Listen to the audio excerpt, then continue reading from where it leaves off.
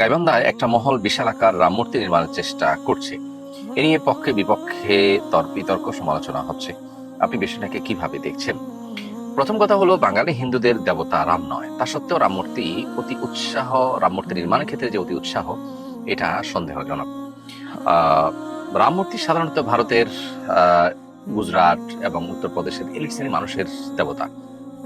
অতএব সেটা এখানে নির্মাণের হেতু কি?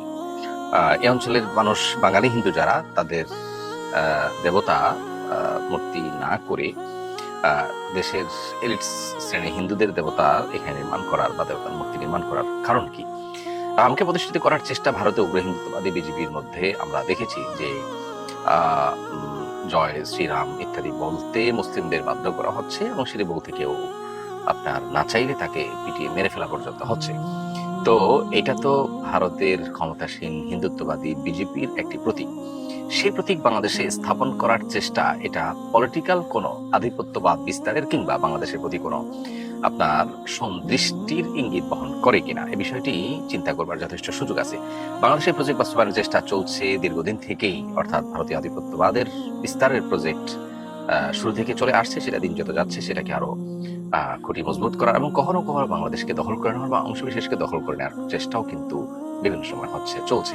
সম্প্রতি একজন হিন্দু, তিনি প্রকাশ্যে মিডিয়ার সামনে, দায়িত্বশীল পর্যায়ের একজন হিন্দু, তিনি ইতিমধ্যে বলেছেন যে রংপুর বিভাগকে তারা আলাদা বিভাগ করতে চান, হিন্দুদের জন্য স্পেশাল বিভাগ করতে চান। তাহলে উত্তরাঞ্চলে রাম মূর্তি নির্মাণ ভারতীয় আধিপত্যবাদের আলামত কিনা, সেই সন্দেহ যখন চলছে, ঠিক তখনই সে এলাকাটা হিন্দুদের জন্য আলাদা করে দেওয়ার দাবি ওঠা, এটা খুবই গুরুত্বপূর্ণ একটি বিষয়, অর্থাৎ এটা নিয়ে ভাববার যথেষ্ট সুযোগ আছে।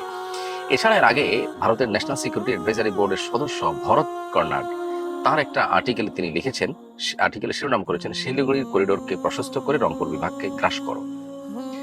তাহলে এই যে বাংলাদেশে হিন্দু মহিলার দাবি রংপুর বিভাগ হিন্দুদের জন্য আলাদা করার, এদিকে ভারতের ন্যাশনাল সিকিউরিটি অ্যাডভাইজারি বোর্ডের সদস্য ভরত কর্নাডের একটা লেখা 2025 বা 24 সালে প্রকাশিত, যেটা শিরোনামই হলো শিলিগুড়ি করিডোরকে প্রশস্ত করে রংপুর বিভাগকে গ্রাস করো।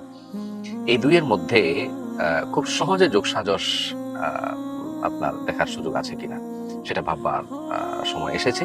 এবং তার সাথে এই সাম্প্রতিক সময়ে রাম মূর্তি নির্মাণের, এত বড় করে রাম মূর্তি নির্মাণের ওই জায়গাটাতে এর যোগসাজশ থাকার সন্দেহ জোরালো।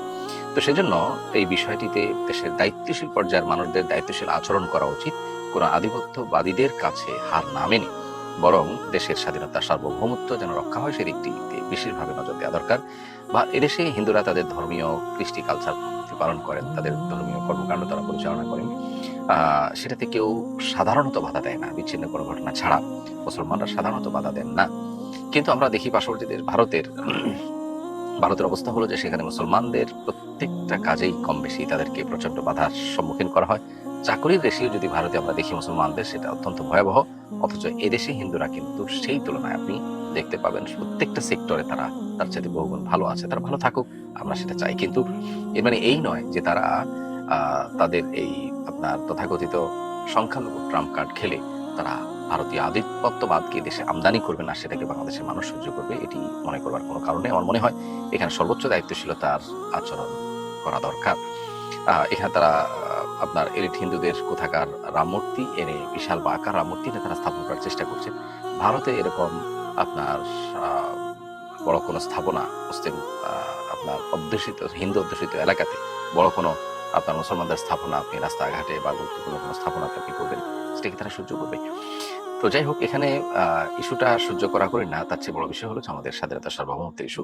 আল্লাহ তাআলা আমাদের দেশকে সন্ত্রাসী থেকে হেফাজত করুন, এবং বাঙালি হিন্দু যারা আছেন তাদের প্রতি বাংলাদেশের মুসলমানরা যেরকম সহনশীল আছেন, সেই সহনশীলতা যেন তারা টিকিয়ে রাখতে পারে, সেই তৌফিক আল্লাহ তাআলা দান করুন।